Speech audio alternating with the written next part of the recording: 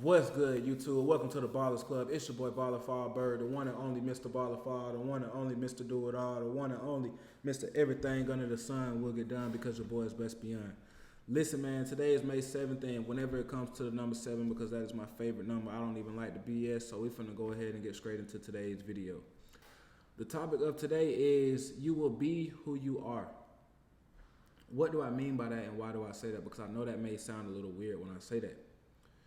You will be who you are. I think about the older people in my life. I think about the older figures in the world. I think about, just honestly anybody that's older than me, and I look at, sometimes I look at people with a critical eye, and not to judge them, but more so just to learn about people. I like to criticize things in a positive manner, and I look at some older people in my life, and I'm like, whether it be a good thing or a bad thing, they are today who they were 25, 35, 45, 55, 65, 75 years ago. And the reason why this thought really comes to my head today is because I'll take my granddad for an example. My granddad, one of the most outgoing people. I'd probably say the most outgoing person that I know, personally. And he'll speak to you, talk your head off, even if it's somebody that he just met, and give you the shirt off his back, whatever, the shoes off his feet, whatever the case may be. And I see these characteristics, and he's been like that for as long as I've known him. My granddad is in his 70s. I think he's 72 or 73. I'm 25. As long as I've known him, he's been like that. I can only imagine that he was the same way before I even touched this earth, before my mom even conceived me, whatever the case may be. And I think about that because, like I said, who we are today is positioning us for who we will be 25, 35, 45, 55, 65, God willing that we all live that long, years from today.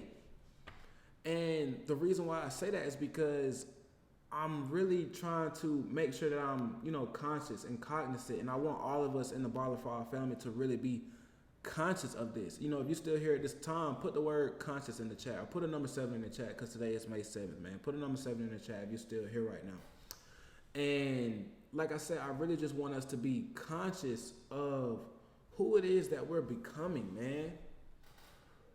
We are, every day that we're on this earth, every second, every decision that we make, every action that we take or don't take, is setting us up for who we will be in the years to come, even if that's 10 years from now. Who I am today, and I'm only 25 years old, who I am today is nothing but a direct proportion of who I was 5, 10, 15 years ago. Yes, some things take later to reap the benefits of. Some things take later to reap the consequences of. But it just makes me think, and it really makes me consider, like when I thought about this today, I said, damn, no, I have to make a change in certain areas of my life. I have to make a change when it comes to the area of procrastination in my life. I will not be somebody that looks back on my life 45, 55, 65, 70. In 70 years, I'll be 95 years old. God willing, I make it to see that age, man. In 70 years, I will be 95 years old. I will not, and I mean that with all my heart and soul, I will not look up in 70 years and say, damn, Bird, you procrastinated your whole life. I think about some of the things that I low-key kind of regret today, and I don't necessarily regret it, but y'all know what I mean. But I look at some of the things that I low-key regret today for allowing to form in my life 10, 15 years ago, when I was 10 years old. Honestly, when I still had no control over, some of the things that formed in my life. But like I said in the other video, blame everything and make everything your fault, even if it wasn't, because we played some kind of part in that. But like I said, it just makes me think of the simple fact of who we are today is literally telling ourselves who we will be in our future. If we're somebody that drinks every day, if we're somebody that smokes every day, you don't necessarily hear somebody becoming an addict, or you don't really, I know me personally, anytime I think of the word addict, I think of somebody usually older in age, definitely older than 25, because when we're 20s, when we're in our 20s, when we're 20, 25, 30 years old, it can be seen as normal. It can be seen as, he's just going through his 20s, she's just going through her 20s.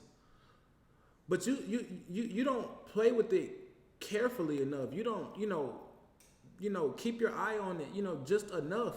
That can become out of hand, and then you look up in your life in 25, 30, 40, 50 years, from now, and you're 55, 60, whatever, 75 years old, and now you're deeming yourself an addict. Now you're deeming yourself, oh, I got to go to rehab. Or now you're deeming yourself, I let this thing get out of hand.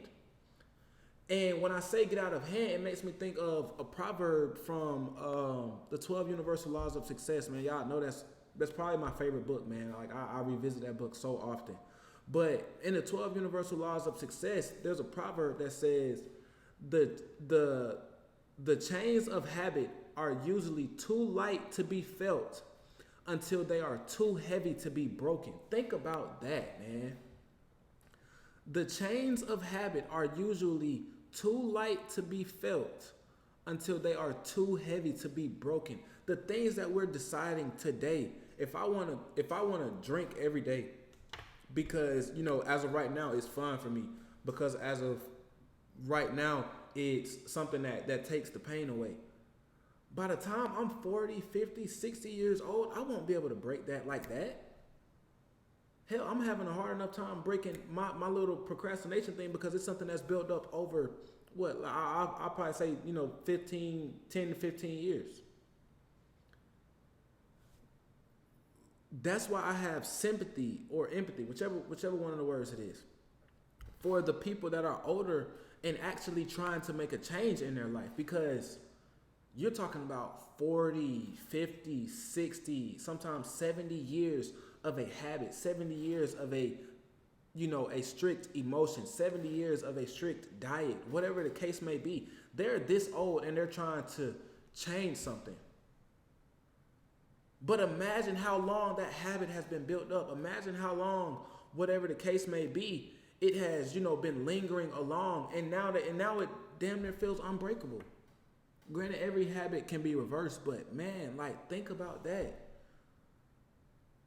I think about, the fact of, think about an older person in your life that's sharp as hell. They're overly disciplined. They get up and go work. I got to keep speaking on my granddad. My granddad will get up off his ass and go work at 72, 73 years old.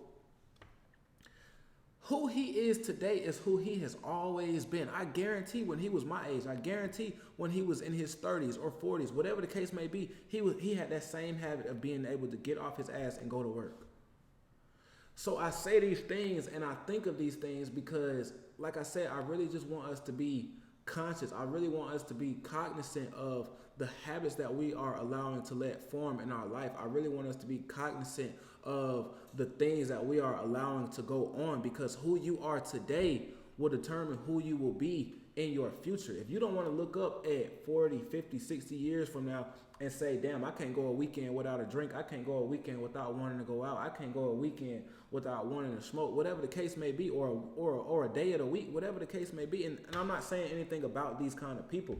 I'm just saying, if that's the habit that you want in your life, by all means do it.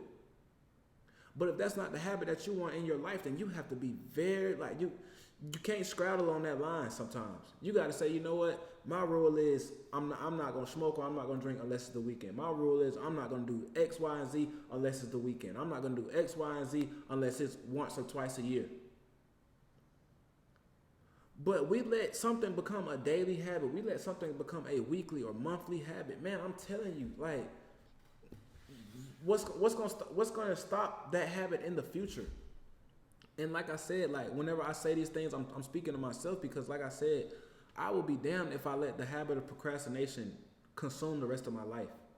It's something that's consuming my life right now. It's something that's consuming my life over the past 5 years. It's something that can continue to consume my life if I don't continue to put a continuous effort towards changing that every single day, from the moment that I actually realized that it was a problem in my life. So I just say these things and I just, make these points hopefully clear to you all, because I don't want us to look up in 10, 15, 20, 25, 30 years, 40 years, 50 years from now and be like, damn, like, I am today who I've always been. But back then, I had more control over it because it hadn't brewed as long. Think about it. You let a smell linger around in the house, you can do kind of whatever it is that you want. In some way, shape, form, or fashion, you will have just that small whiff of that smell of that house. Whether that be a good smell or a bad smell, whatever the case may be. But obviously, y'all know the bad things tend to linger on. The bad things tend to, put off more alarms than the good things a lot of times. So I just say these things just to say, like, man, like, we have to really be conscious of the habits that we're forming, of the things that we're doing every single day, every action that we take, every action we don't take, every thought that we think. It's forming a habit where 25 or 50 or 75 years from today, we will still be that same person. We will still be that same person that had that same exact habit at 25. And I'll be damned if I have the habit of procrastination. I'll be damned if I have any of my negative habits at 50, hell, 30. Like, when I tell you I'm so locked in on changing some of these habits, I'm so locked in on changing the things that are going on in my life right now, because I refuse to let these things become negative habits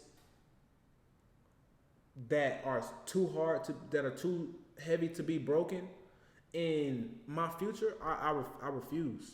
I refuse. I think about, the people that have a bad diet. You're talking about years of having this bad diet. You're talking about years of having this bad eating. They're addicted to sugar. They're addicted to snacks and cakes and sodas and stuff. Of course, when you take it away from them, they gonna feel like, like the world is ending.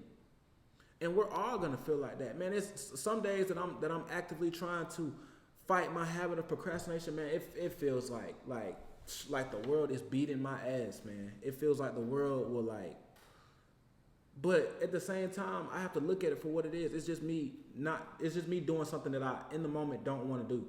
What we gonna do about it? We're gonna get over it and we're gonna actually go do what the hell we gotta go do.